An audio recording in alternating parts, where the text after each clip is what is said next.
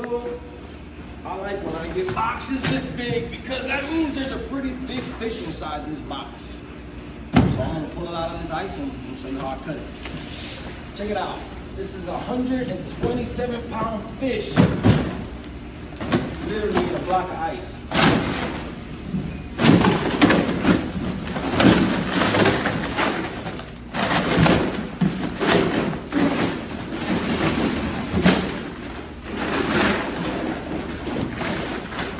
That's a big boy. Can I get up under it?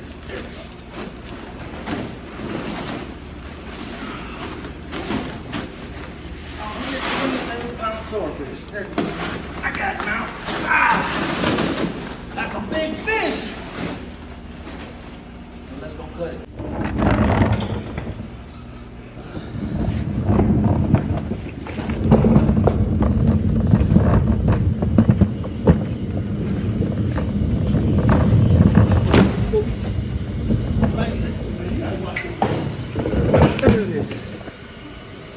Now we gotta get it.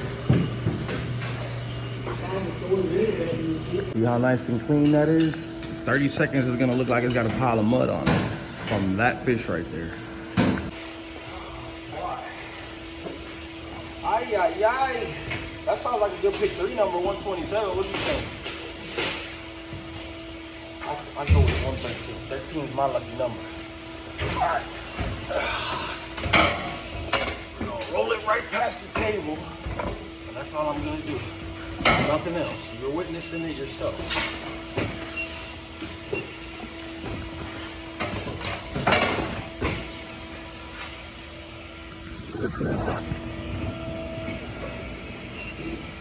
That's exactly why you're supposed to clean your fish.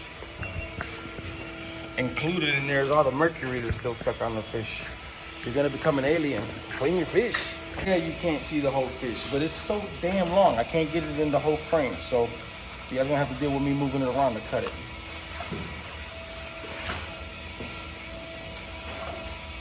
Says the guy who doesn't know what he's doing.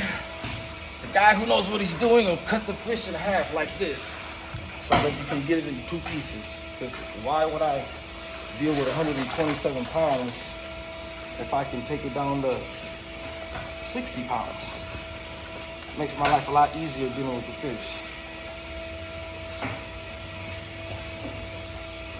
Now I have 1 piece, 2 piece. The other good thing is if you start making a mistake, well, you stop when you finish on the first piece, so you can't finish the mistake on the second piece. So it makes your life much easier when you go to cut the fish. So that's what a 127-pound swordfish looks like when you cut it in half. So when you go to the restaurant and you order a tuna steak, or excuse me, a swordfish steak, just look at that photo for a minute, see if you can figure it out. You got 1, you got 2, you got 3, you got 4.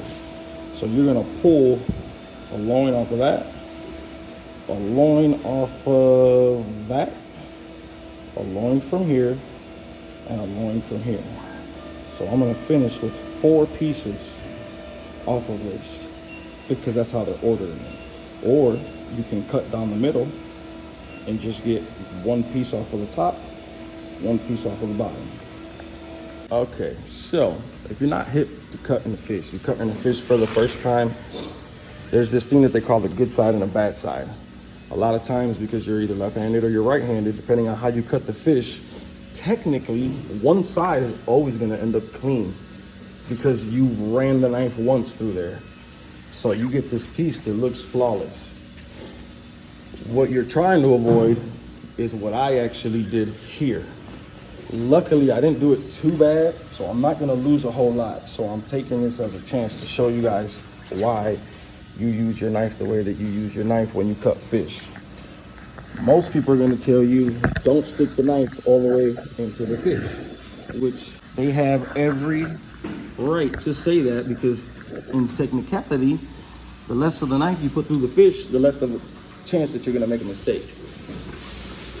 Now, it's very easy to make this mistake on swordfish only because of the fact that it is a circle-shaped fish.